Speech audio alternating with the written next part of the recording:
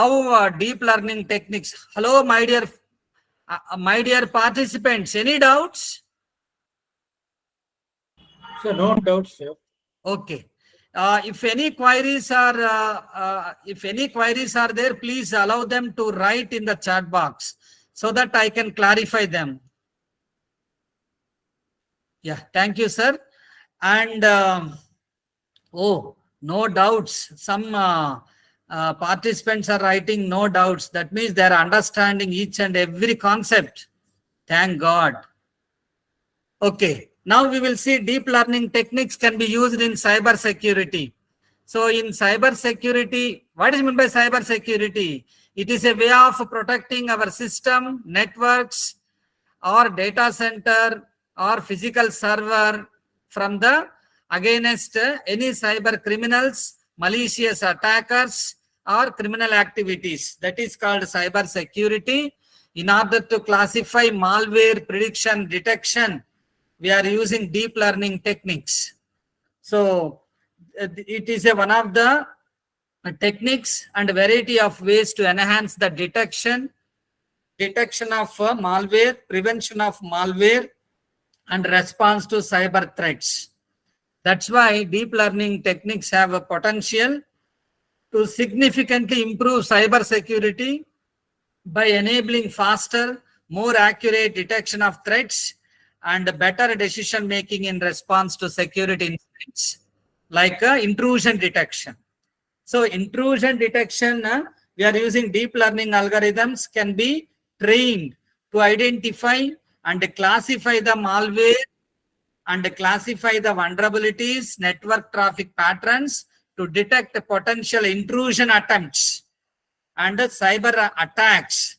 These algorithms can analyze large volumes of data in real time to detect anomalies, means vulnerabilities. I don't know what type of files and how they are behaving, abnormal behavior, and flag suspicious activity comes under intrusion detection. I don't know who entered into my system, network, server, data center. To detect anomalies, we are using intrusion detection. Next, malware detection. Malware is a software, and examples like phishing, ransomware, emoted, okay, and there are various malware detection. Deep learning models can be used and trained to recognize malware by analyzing its code and behavior. So it can be particularly useful in identifying new threats and previously unknown malware threats. We are using malware detection. Then fraud detection.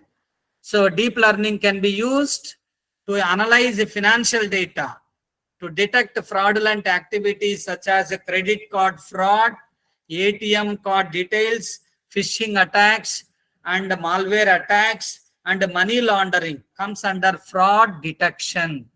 Password cracking.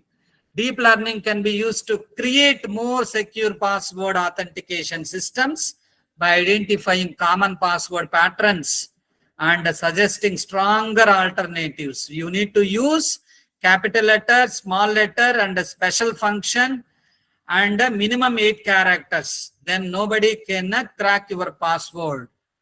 So then vulnerability detection. So vulnerability detection is used to analyze code and identify potential vulnerabilities like anomalies that could be exploited by attackers, malicious attackers, cyber attackers, etc. It comes under vulnerability detection. Threat intelligence. Deep learning models can be trained to analyze threat intelligence feeds and identify emerging threats like malware or any risk to an organization's security. Then what are the techniques that can be used specifically for cyber security data analytics? We are using convolutional neural networks. It is very popular classification and image recognition algorithm, but they can also be applied to cyber security data analytics. That's why cyber security data analytics using CNN technique. So I have implemented nearly 15 to 25 applications by using CNN. I am going to demonstrate now, then followed by the recurrent neural networks. So it is also one of the deep learning technique, and it can be applied to cyber security data analytics. Okay. So then autoencoders, it is one more technique in deep learning, and it is used in especially in neural networks that are trained to reconstruct input data, so that we can give, if you give good input data, you will get a good output. If you give bad input, you will get a bad output data. That's why we are using autoencoders for reconstruct input data. Then long short-term memory, LSTM networks. It is extension of RNN, or a type of RNN that are designed to handle sequence of data, especially streaming data. Streaming data is nothing but flow of data between system to system, system to server, server to system, server to server. Flow of data between one system to another system is called streaming data, audio data, video data, text data, graphics, animation data comes under sequence of data. Then generative adversarial networks, GANs. GANs are type of neural networks that can be used to generate new data based on existing data. I will give you a small example.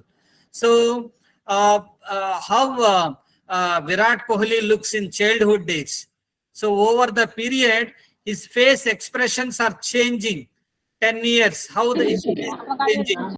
After 20 years, how his face is changing. After 30 years, how his face is changing.